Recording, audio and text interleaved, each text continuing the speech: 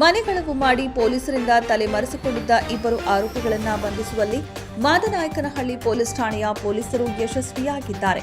ಈಗಾಗಲೇ ಈ ಪ್ರಕರಣದಲ್ಲಿ ಶ್ರೀಕಾಂತ್ ಎಂಬುವನನ್ನ ಬಂಧಿಸಿರುವ ಪೊಲೀಸರು ವಿಚಾರಣೆ ವೇಳೆ ಮುನಿರಾಜುನನ್ನ ಖೆಡ್ಡಾಕ್ಕೆ ಬೀಳಿಸಿ ಮತ್ತೋರ್ವ ಪ್ರಮುಖ ಆರೋಪಿ ಮಂಡ್ಯದ ಬಾನೆ ಮಲ್ಲಿಗೆಯ ನಿವಾಸಿ ಸಿದ್ದ ಅಲಿಯಾಸ್ ಆಟೋ ನಾಗರಾಜನನ್ನ ಮಾದನಾಯಕನಹಳ್ಳಿ ಪೊಲೀಸ್ ಠಾಣೆಯ ಪೊಲೀಸರು ಬಂಧಿಸಿದ್ದಾರೆ.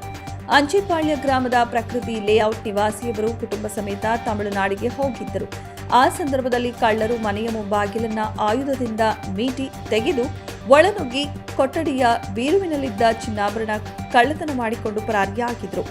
3 ದಿನಗಳ ನಂತರ ಪಕ್ಕದ ಮನೆಯವರು ಗಮನಿಸಿ ಮಾಲೀಕರಿಗೆ ದೂರವಾಣಿ ಕರೆ ಮಾಡಿ ತಿಳಿಸಿದ್ದಾರೆ.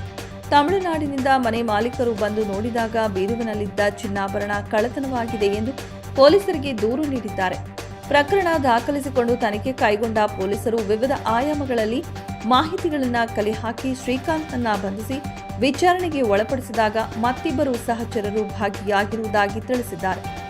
ಈ ಪ್ರಕರಣದಲ್ಲಿ ತಲೆಮರೆಸಿಕೊಂಡಿದ್ದ ಸಿದ್ದ ಅಲಿಯಾಸ್ ಆಟೋ ನಾಗರಾಜ ಮತ್ತು ಮುನಿರಾಜನನ್ನ ಚಾಮರಾಜನಗರ ಮಲೆಮಹದೇಶ್ವರ ಬೆಟ್ಟದಲ್ಲಿ ಹಾಗೂ ಮತ್ತೊಬ್ಬನನ್ನ ಬನಶಂಕರಿಯ ಸಾರಕಿಯಲ್ಲಿ ವಶಕ್ಕೆ ಪಡೆದುಕೊಂಡು ವಿಚಾರಣೆಗೆ ಒಳಪಡಿಸಿದಾಗ ಕಳವು ಮಾಡಿದ ಆಭರಣಗಳನ್ನು ವಿವಿಧ ಜ್ಯುವೆಲ್ಲರಿ ಅಂಗಡಿಗಳಲ್ಲಿ ಅಡವಿಟ್ಟಿರುವುದಾಗಿ ಹಾಗೂ ಕೆಲವು ಆಭರಣಗಳನ್ನು ಪರಿಚಯಸ್ಥರಿಗೆ ನೀಡಿರುವುದಾಗಿ ತಿಳಿಸಿದ್ದಾರೆ. ಬಂಧಿತ 3 ಸ್ನೇಹಿತರಾಗಿದ್ದು ಇವರು ಮನೆಗಳತನ ಮಾಡಿ ಮೋಜಿನ ಜೀವನ ನಡೆಸುತ್ತಿದ್ದರು.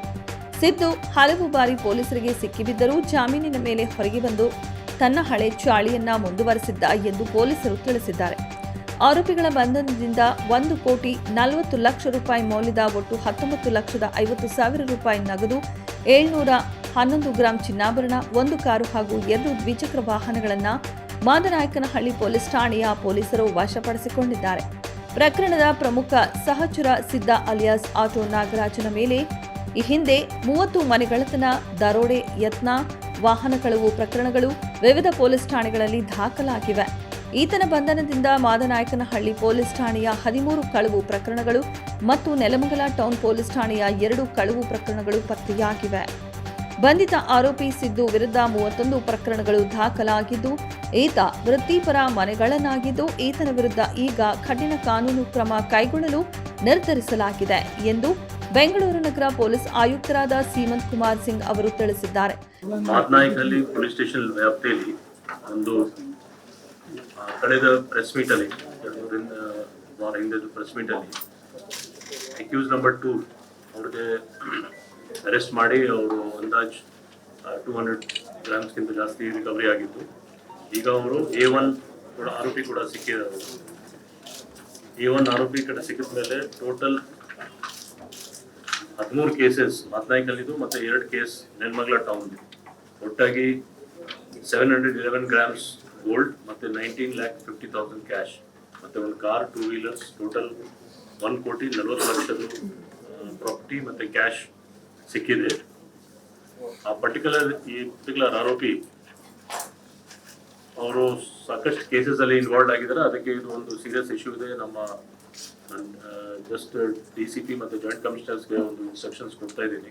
ಮತ್ತು ನಮ್ಮ ಕ್ರೈಮ್ ಮೀಟಲ್ಲಿ ಕೂಡ ಇದ್ರ ಬಗ್ಗೆ ಡಿಸ್ಕಷನ್ ಆಗಿದೆ. 31 ಕೇಸ್ A1 ಮೇಲೆ ಇದೆ. ಎಲ್ಲ HBT ನಮ್ಮ ಸಿಟಿ ಮತ್ತು ಸುತ್ತಮುತ್ತ ಲಿಮಿಟ್ಸ್ ಅಲ್ಲಿ. ಇದು ಒಂದು ಸೀರಿಯಸ್ ಇಶ್ಯೂ ಇದೆ. ಯಾಕೆ ಪದೇ ಇವ್ರು ಮಾಡ್ತಾರೆ. So we will take serious action and look him under severe section so that ಮುಂದೆ ಈ ಥರ ಮಾಡಬಾರ್ದು. ಇದು ಸದ್ಯಕ್ಕೆ ಬಹಳ ಒಳ್ಳೆ ಕೆಲಸ ಮಾಡಿ ನಮ್ಮವರು ಗೋಲ್ಡ್ ಮತ್ತೆ ಕ್ಯಾಶ್ ಮತ್ತೆ ವೆಹಿಕಲ್ ರಿಕವರಿ ಮಾಡಿದ್ದಾರೆ.